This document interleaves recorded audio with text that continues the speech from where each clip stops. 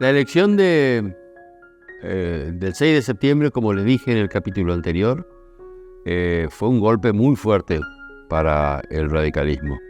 Perdimos la iniciativa política, que eso era lo más importante según mi criterio.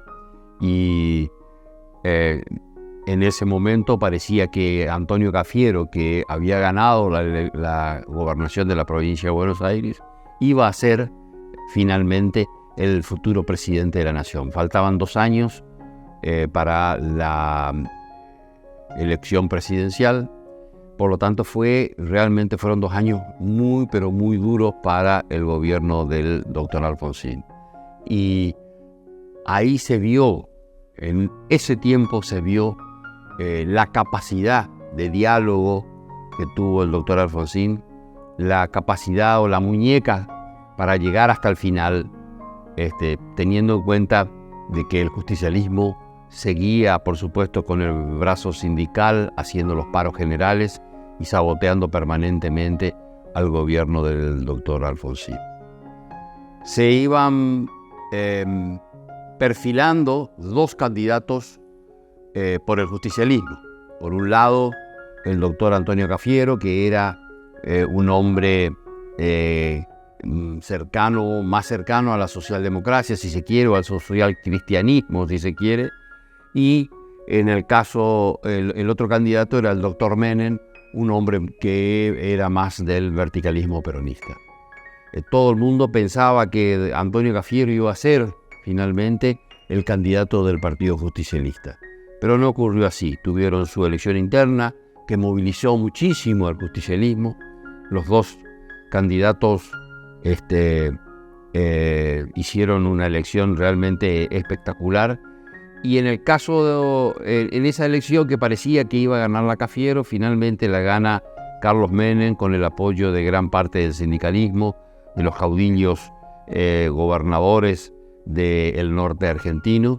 Y a partir de ahí entonces él se planta como el candidato a presidente por parte del justicialismo. Con una inteligencia política y una astucia política importante, convence a todo lo que era la renovación justicialista, Cafiero, para que se incorporen ahí, los convoca. Siendo ganador de la elección interna, los convoca para que lo acompañen en ese proceso que iba a ser la elección general del año 1989. Del otro lado estaba Eduardo Angelós, que era el candidato natural del radicalismo por la sencilla razón de que él era gobernador de Córdoba, había ganado las elecciones del 6 de septiembre de 1987 en la provincia de Córdoba. Era ya su segundo mandato y Eduardo Angelós entonces iba a ser el candidato de la Unión Cívica Radical. El justicialismo por un lado y el radicalismo por el otro. No eran los frentes como conocemos ahora, sino que teníamos un frente que era el del peronismo, pero que sobre todo era un partido mayoritario que era el justicialismo, y por el otro lado la Unión Cívica Radical con su tradicional lista 3. Una elección complicada para Angelós, con un proceso inflacionario creciente que concluyó en una hiperinflación, como todos conocen, que continuó durante el gobierno de Carlos Menem. Esto hay que decirlo siempre, porque parecería ser que el único que tuvo hiperinflación fue el Raúl Alfonsín. Y lo cierto es que la hiperinflación en la República Argentina se dio en 1989, 1990 y después 1991. Esos 2 años fueron años de gobierno del doctor Carlos Menem, ¿no? Así que recién la estabilidad económica aparece con el plan de convertibilidad. Pero previamente hubo un plan Bonex, que fue un brutal ajuste para con todos aquellos que tenían dinero a plazo fijo. Directamente se le entregó un bono, porque era gran parte del déficit. Como lo dije en el capítulo anterior, el déficit era un déficit fiscal provocado por las altas tasas de interés que estaba pagando el Estado. En el medio de todo ese desbarajuste que era el proceso hiperinflacionario del gobierno de Alfonsín, nosotros con María Paula decidimos que era hora de volver a Goya, de volver a Corrientes. Y así lo hicimos.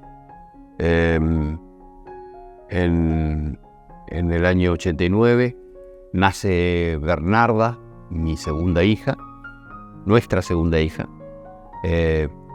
Recuerdo primero vino Francisca en diciembre, el 4 de diciembre del año 86, y Bernarda nació el 21 de noviembre del año 89. Habíamos ya decidido volver a Goya, vendimos todo lo que teníamos en Buenos Aires, básicamente un departamento muy lindo que teníamos en Avenida Santa Fe, para instalarnos en el campo a 25 kilómetros de la ciudad de Goya, en el campo que es de la familia de María Paula. Nos instalamos ahí y llevamos adelante un emprendimiento productivo de lechería, por un lado, de nutrias. En ese momento también hicimos un criadero de nutrias, y distintas cuestiones que tienen que ver con la producción agropecuaria. Finalmente terminamos también haciendo compra-venta de hacienda, comprando terneros y vendiendo a distintas empresas consignatarias. Fueron 3 años de trabajo muy duro en ese tema. El tambo es sin duda alguna una tarea, un trabajo durísimo, donde también aprendimos digo, porque también le tocó a María Paula sufrir y pasarla dura en el campo. No es fácil la vida en el campo. La hiperinflación, como yo les decía, concluyó cuando empieza el plan de convertibilidad. Ese plan de convertibilidad, si bien fue un duro ajuste para la sociedad argentina, permitió la estabilidad y un crecimiento en los 5 primeros años del gobierno del doctor Menem. Y le permitió, por supuesto, ganar muchas elecciones. Tanto es así que el doctor Menem gana las elecciones de 1989, como les dije, pero después gana las de 1995 y pierde Duhalde en el 99, pero después vuelve a ganar en el 2003, cuando le toca enfrentar a Néstor Kirchner. Gana, pero no va a la segunda vuelta, con lo que siempre se dice que terminó invicto el doctor Menem. Lo cierto es que fue una década, de la que hablaremos después, donde el justicialismo se impuso en casi todas las elecciones que enfrentó durante los 90. La convertibilidad entonces fue realmente un proceso de transformación. En Goya, en 1989, hubo una elección donde el candidato a intendente de nuestra ciudad fue Raúl Canevaro, y el candidato a intendente por el justicialismo fue Alberto Di Filippo. Todo hacía pensar que ganaría el radicalismo, pero bien, hubo una especie de tsunami menemista en ese momento y ganó Alberto Di Filippo, quien sería después candidato a gobernador. Pero eso es tema del próximo capítulo.